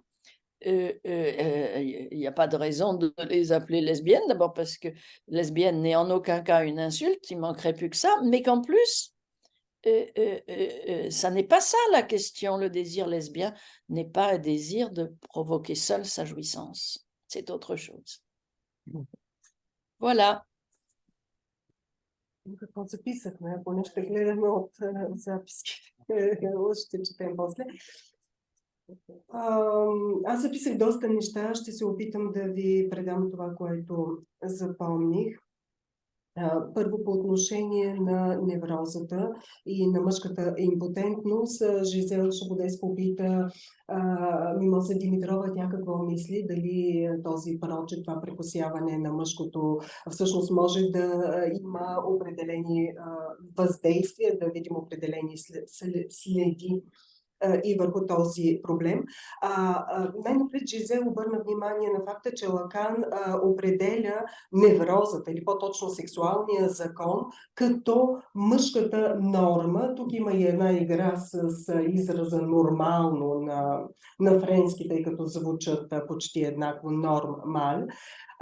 Това става дума за тази изцяло фалична едипова логика, която е така представлявана от бащина инстанция, която се учредява върху едно изключение.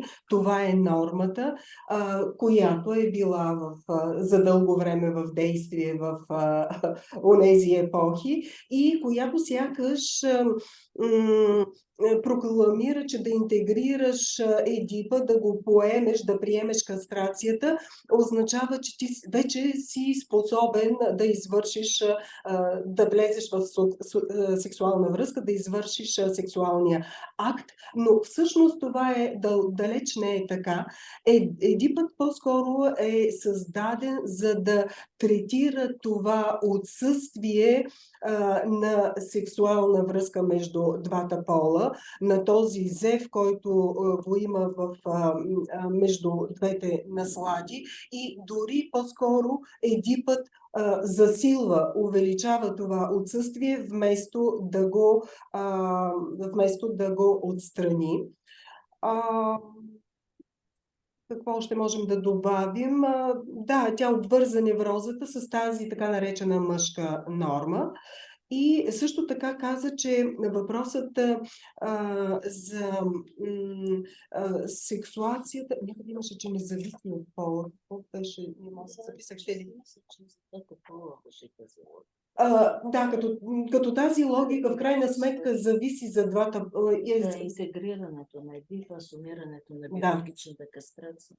Точно така. Интегрирането на Едипа и това да поемеш кастрацията, как ще я приемеш за себе си, за собствена сметка, е нещо, което е валидно за двата пола. Тоест няма тук някакво сексуално разделение. Да. Но и нещо друго, на което обърна внимание, което се прокрадна и в текста. Като говорим за кастрация, всъщност Лакан се надсмива, вече стана дума, че той няма предвид тази анатомична кастрация, както е било разглеждано в онези години, което някакси логично поставя кастрацията от страната на жената, като тази, която има нещо в по-малко или няма. Кастрацията, нали, е валидна в сексуалната връзка и тя има отношение към тази разединеност на насладата и една особено интересна връзка направи, поне за мен, Жизел, че езикът се възползва от това разединяване между двете наслади и го превръща в кастрация. Прехвърля езикът, доколкото разбирам, го прехвърля тази превръща разединяването в кастрация и я прехвърля от към страната на женско.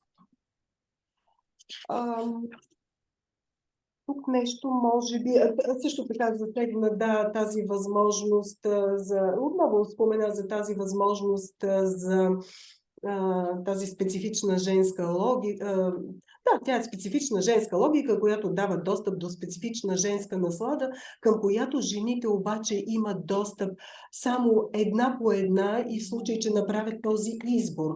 Тази друга женска логика не е приоритет само на жените и на всяка жена. До нея имат достъп и мъжете и също така всеки прави този избор по собствен начин. Тук тя направи едно завръщане към началото на романа, защото направи една препратка към лесбийското желание. Ще ме допълните ли? Тя уточни за лесбийското желание, че всъщност не е целта на лесбийското желание не е да постигнеш така насладата сам за себе си, сам със себе си. И разбира се, ако някой още неща е уловил, може да ги добави. Много добре. Защото не беше.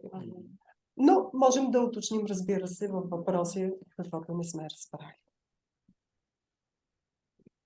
Да, само не разбрах колко това е въпрос на избор. Смисъл, кое? колко ще да се въздържиш тази това желание. Кое е желание? Не говорим това и колко може да се въздържиш. Беше описано в текста, че мъжът избира, се напуска семейството, избира и там жената избира да спи с по-млад мъж и след това живее нищета. И доколко това ти можеш да кажеш, това е мой съзнателен избор, знаейки тази теория, знаейки тези факти, ти можеш да се възпреш и да кажеш, аз имам проблем, това е моя травма, да речем. И да кажа, аз избирам моето семейство и избирам да лекувам. Тоест въпросът за личния избор. До каква степен субекта...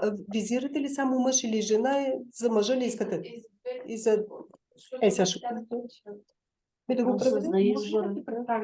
Да, Каролина Николова. Каролина Николова. Да. Donc, Gisèle, mademoiselle Carolina Nikolova de l'auditoire s'intéresse à la base de ce que vous avez présenté comme texte, l'histoire, le roman de Laurence y compris.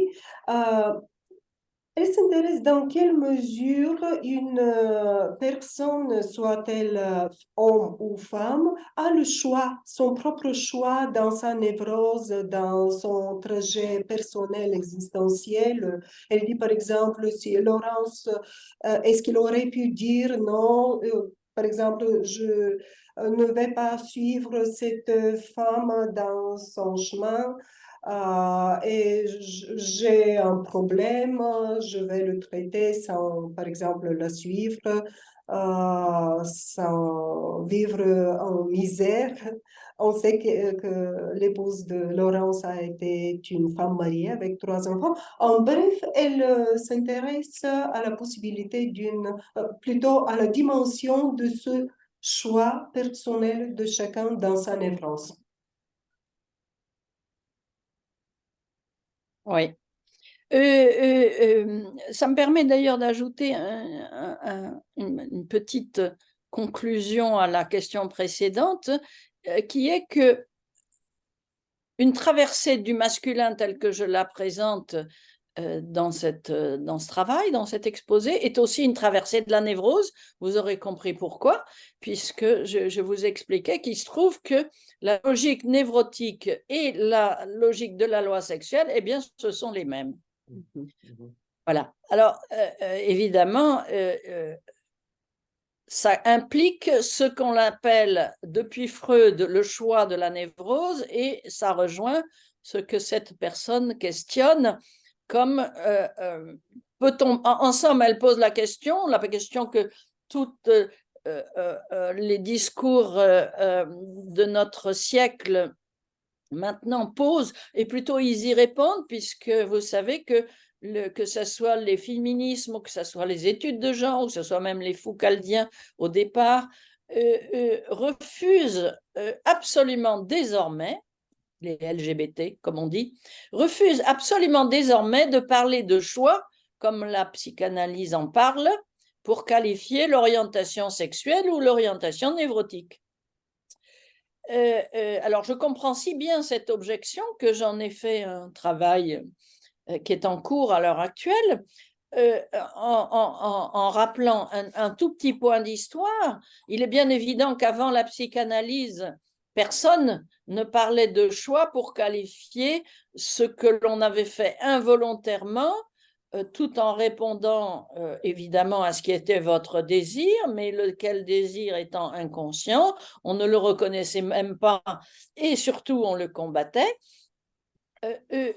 Jamais, jusque-là, il n'était venu à l'idée d'une discipline ou d'un discours de considérer qu'il y avait là un choix, puisque ça se présentait évidemment comme un destin subi, où certes on était pour quelque chose, mais à cause de cette maladresse répétitive qui vous faisait obtenir toujours, finalement, pour résultat, tout ce que vous aviez particulièrement redouté et craint.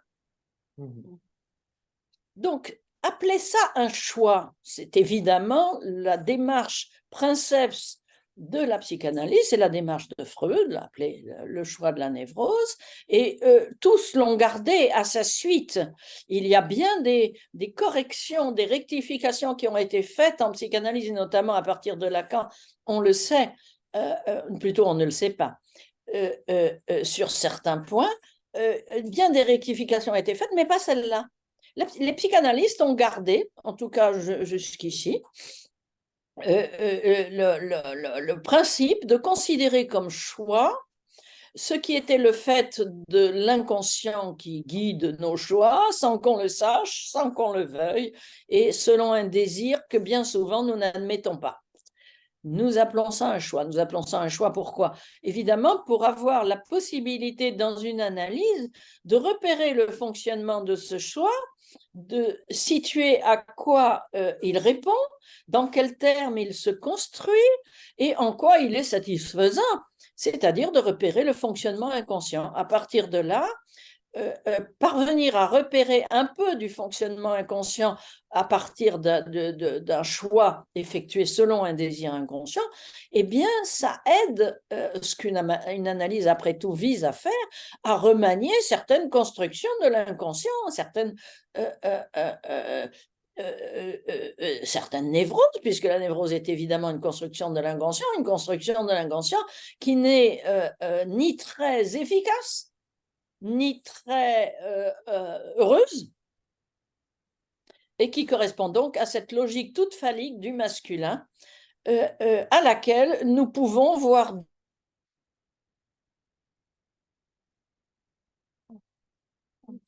Excusez-moi. Загубихме звук. Че нейният микрофон да закажи. Gisèle, on ne vous entend pas. Probablement, il faut voir le micro.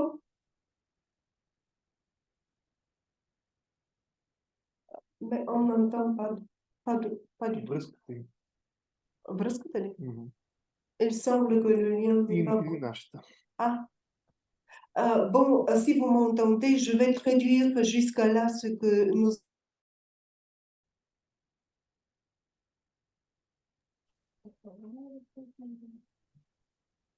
Възстанови се. Може да питаш дали ни чува. Est-ce que vous nous entendez maintenant? Alors, je vous entends après vous avoir perdu un instant. D'accord. Мгм. Donc, je vais traduire jusqu'à là et on va continuer. Обаче аз добре записах, само че си изгубих записките. Да, въпросът беше за изборът и изборът, така, разбира се, като психоаналитично понятие. Жизел Шабодейс каза, че представяйки прекосяването на мъжкото, това, разбира се, се явява едно прекосяване на неврозата. И когато това го добави като отговор към предходните въпроси на Мимоза, и невротичната логика всъщност е логиката на сексуалния закон. Това са две равнозначни неща. По отношение на избора на неврозата, това така е идея, термин, който датира още от Фройд, както знаем. И днес всички дискурси поставят този въпрос и му отговарят. Но не знае защо тя каза, че джендър изследванията LGBT отказват да говорят за избор. Да, отказват да изговорят и Фуко. Отказват да говорят за избор, що се отнася, нали, до тяхната, може би до избора на тяхната сексуална ориентация. Аз поне така го разбрах. Отказват да говорят за избор в психоаналитичен смисъл. Отказват да говорят, да, за избор в психоаналитичен смисъл, но що се отнася, аз това допълних до тяхната сексуална ориентация. Разбират изборът другояче, Да. не психоаналитичен. Разбират, сексуална ориентация и избор е много съща. Така, но преди психоаналитиците никой не си е задавал въпроса за избор в този смисъл да избереш нещо неволно, несъзнавано да направиш по отношение на някакво, във връзка с някакво свое собствено желание, което в крайна сметка също така е несъзнавано. Никой от дисциплините до психоанализата не се е занимавала по този начин с въпроса за избор. Той е бил разглеждан като някаква участ, която просто сполита човешкото същество. Да, като съдба. Сега, до голяма степен това разбиране за избора е все така запазило тази своя конструкция. Правени са някакви корекции на концептуализирането на понятието избор, но като цяло тя каза, че общо взето си служим с тази идея. Несъзнаваме избор. По този начин ние се отнасяме към функцията на несъзнаване. Да.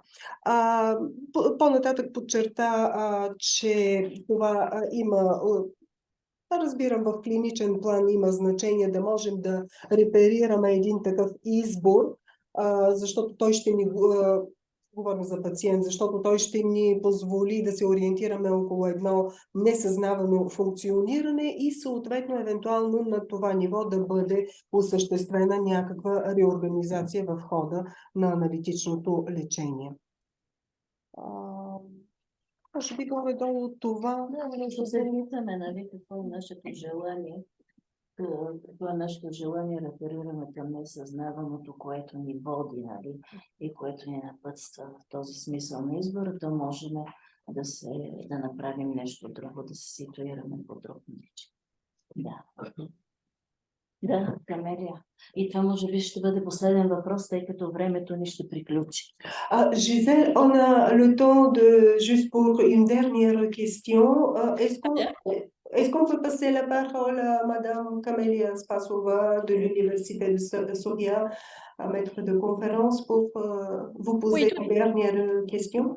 Oui, tout à fait. Simplement, je voudrais terminer ce que j'étais en train de dire à la personne qui a posé la précédente question. Juste, je termine.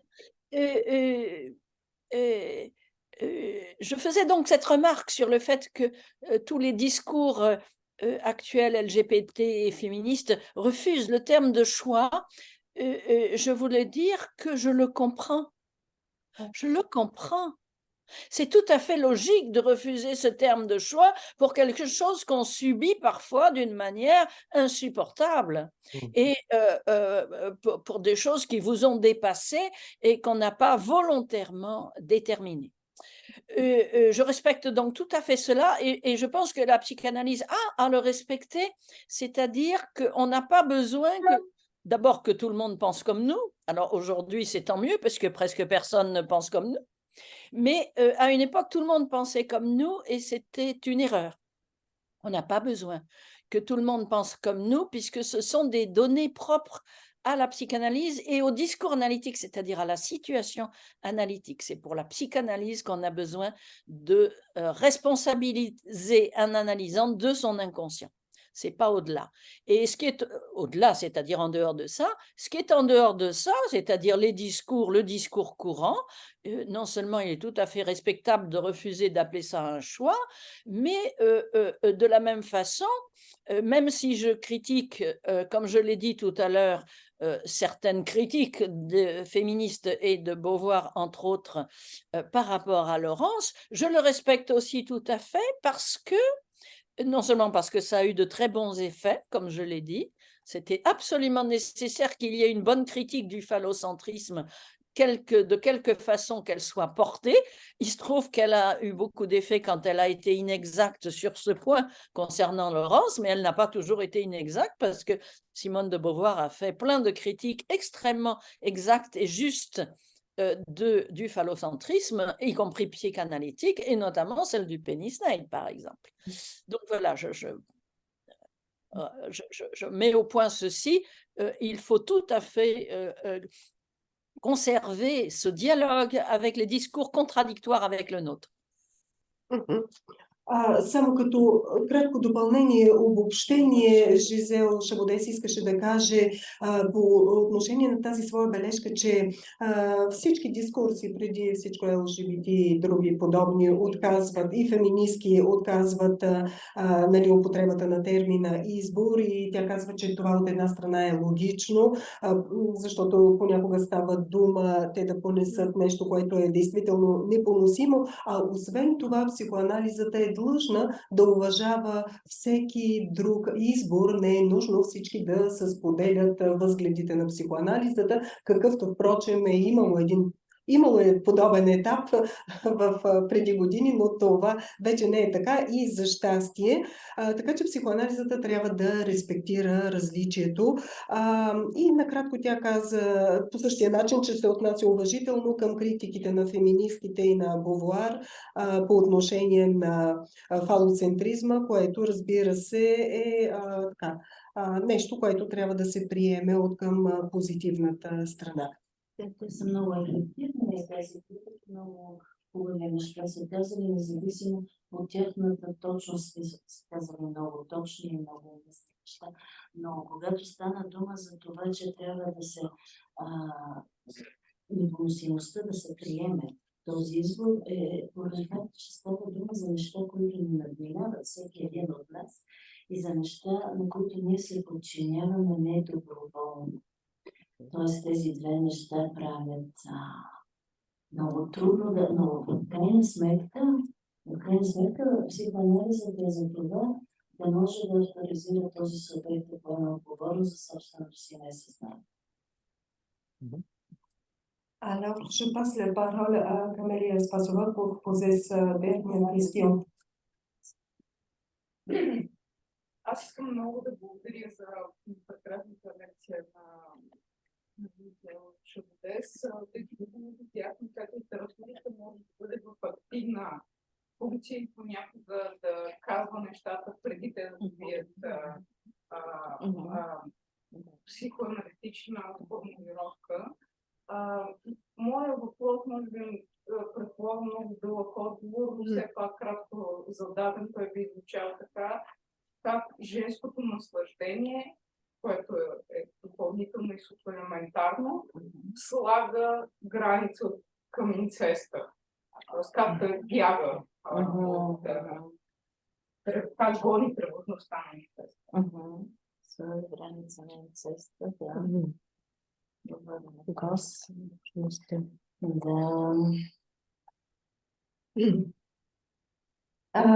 Je remercie Gisèle Chabaudès pour cette intervention qui a été dense et très, très instructive et qui nous a montré comment la littérature peut avoir une fonction active et parfois dévancer des choses avant que la psychanalyse puisse les formuler. Ma question probablement exige une réponse assez élargie, mais tout de même, je vais la formuler. Comment la jouissance féminine, la jouissance supplémentaire, met une limite à l'inceste, elle éradique l'angoisse de l'inceste.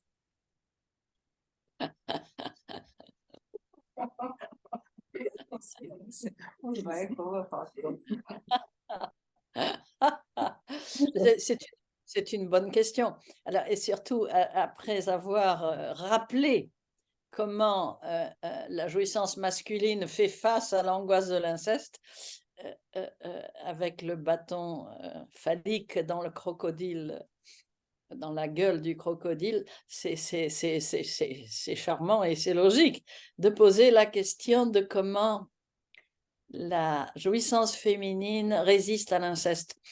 Résiste, fait limite à l'inceste. Bon, j'aurais tendance à répondre peut-être d'abord par une pirouette.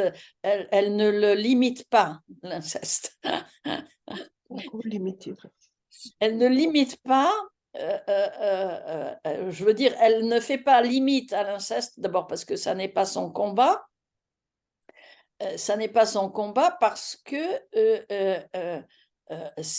d'une certaine façon, elle n'est pas, sans aucun doute possible, sans hésitation possible, elle ne se place pas dans l'inceste. Alors, bien sûr, vous pouvez avoir extrêmement en tête des exemples qui vous diraient le contraire, que une jouissance en littérature, au cinéma ou ailleurs, qu'une jouissance féminine se situerait au contraire dans l'inceste. Et vous pouvez en avoir des exemples, et dans certains exemples, c'est vrai, cela va de soi. Je pense que une jouissance féminine comme telle, c'est-à-dire celle qui intervient, j'allais dire, à la bonne place, n'a pas à se soucier, si on peut dire, de mettre une limite à l'inceste parce qu'elle sait fort bien que ça n'en est pas. Elle sait fort bien que ça n'en est pas, mais comme dans l'histoire du fou et de la poule, le fou, il est guéri, mais la poule, elle ne le sait pas. C'est-à-dire, elle sait bien que ça n'en est pas de l'inceste, sa jouissance, mais l'autre, l'homme, ne le sait pas. Pourquoi elle sait que ça n'en est pas de l'inceste? Sa jouissance consiste en 2 points. Je l'ai développé largement dans différents ouvrages, et notamment les 2 derniers sur le féminin. Et sa jouissance consiste en 2 points. Sur un point, en un pôle, elle se divise donc en deux pôles. En un pôle, elle se prête à être objet pour le désir de l'autre. Ça, là aussi, en contradiction totale avec les... enfin, pas totale, avec les discours féministes. Évidemment, nous maintenons qu'il y a quelque chose de la jouissance féminine qui consiste à se prêter à être l'objet du désir de l'autre. Se prêter ne veut pas dire s'y identifier. C'est même mieux, parce que quand on s'identifie, on n'en jouit pas. Donc, à se prêter à être cet objet pour le désir de l'autre. Premier pôle. En ce sens-là, elle entre dans la fonction phallique. Elle satisfait à la fonction phallique qui dit ceci, que précisément il y a un sujet et que son objet phallique est le féminin pour le sujet masculin. Bon, Ça, c'est le premier pôle. Les féminismes en restent à ce pôle-là, c'est-à-dire le pôle qui apparaît dans le discours. Ils ne considèrent que ce pôle-là, sans considérer l'autre pôle. L'autre pôle de la jouissance féminine, s'il n'existait pas d'ailleurs, ce n'est pas de la jouissance féminine, c'est juste de la jouissance phallique. Donc l'autre pôle de la jouissance féminine, ça consiste non plus à se faire l'objet, à se faire simplement l'objet du désir de l'autre, ça consiste à déployer à partir de là sa jouissance de l'autre. Jouissance de l'autre, ici génitif, objectif, c'est-à-dire à jouir de l'autre. Pas l'autre qui jouit, c'est jouir de l'autre. Et de cet autre notamment, en le sachant non pas intact, justement, en le sachant non existant, disons, puisque l'autre, le grand autre du discours, du langage, c'est l'autre qui serait intact, indemne, complet, qui aurait une complétude. Et si l'on peut dire, pour en jouir, la femme, il faut bien qu'elle sache que ça n'existe pas. Or, elle le sait, et c'est comme ça qu'elle en jouit, c'est-à-dire en jouissant de son manque, de son absence, de son inexistence même. Au travers de quoi? Mais au travers d'un corps quand même. Même Sainte Thérèse, qui ne jouit pas d'un homme bien humain, jouit d'un corps. Il n'y a qu'à regarder la scène du Bernin pour le savoir. Elle jouit d'un corps. Eh bien, dans le rapport avec un homme, la jouissance féminine jouit du corps de l'autre. Et elle jouit du corps de l'autre comme corps, c'est-à-dire comme entité. Alors que l'homme, justement, ne parvient pas, Lacan l'a souligné, à jouir du corps de la femme parce que lui, il est barré par la jouissance de son organe, par sa jouissance phallique. La femme, elle, en se prêtant à être l'objet, parvient à jouir du corps de l'autre. Alors attention, comme autre barré, mais comme autre quand même, et non pas comme objet, parce que jouir du corps de l'autre comme objet, ça revient à la jouissance phallique. La femme ne jouit pas du corps de l'autre comme objet, mais comme autre et comme corps. Ça veut dire aussi qu'elle jouit de se faire son désir aussi. Elle jouit de cet autre qui la désire. Voilà. Eh bien, cette jouissance-là, c'est pas l'inceste. Pourquoi? Eh bien, la jouissance incestueuse, la jouissance de la mère, elle jouit de l'enfant comme objet. Voilà. Elle jouit pas de l'enfant comme autre. Elle jouit de l'enfant comme objet, donc c'est une jouissance phallique, parce que l'enfant est un objet phallique. La jouissance maternelle, c'est une jouissance phallique. Alors, certains disent c'est aussi une jouissance, je veux bien, mais je voudrais qu'on me le montre. Pour l'essentiel, la jouissance maternelle, c'est la jouissance d'un objet phallique, c'est donc une jouissance phallique. Elle jouit donc du corps de l'enfant comme objet, elle ne jouit pas du corps de l'autre comme autre. Ça change tout. Voilà. C'est donc pas de l'inceste. Alors, bon. Много добър въпрос, след като в експозето представих мъжката наслада и с тази, нали, с този образ, с тази ирония на Лакан за фаличния прът забит в паста на крокодила, като че ли е логично да се постави въпроса за женската наслада и прави ли тя, очертава ли граница пред инцеста, за да отговоря, ще си послужа с един пирует, ще кажа не, тя не го лимитира и тя не се бори с инцеста, тя не се поставя в инцеста, въпреки че може би вие бихте могли да ми приведете различни примери от литературата, киното и други, в които има някаква такава заигравка и да, бихме могли да приемем. И все пак женската наслада като такава не е инцестна тук. Тя каза... Нейната битка не е с И нейната битка, да, не е с инцеста. Сега, само не знам за полюсите, какво... Ще да женската наслада има това полюс. Да, направо минаваме в женската наслада, има два полюса, на които тя интервенира. В единия полюс жената се предлага, предоставя се да бъде обект на желанието на другия. И в този смисъл, нали, това е от към страната на, така, на фаличното. Това е нещото, което дискурса на феминистките яростно критикува. Но да, защото по този начин жената от една страна влиза в фаличната функция. В нея имаме един субект и един фаличен обект, който е женското, нали? Мъжки субект и женски обект. Другия полюс, обаче, на женската наслада се състои в това тя да се наслаждава на другия, на големия друг. Генитива се сменя, значи тя да се наслаждава на големия друг, при което е важно този голям друг да не се възприема като ненакърним, да е ясно, че той не съществува.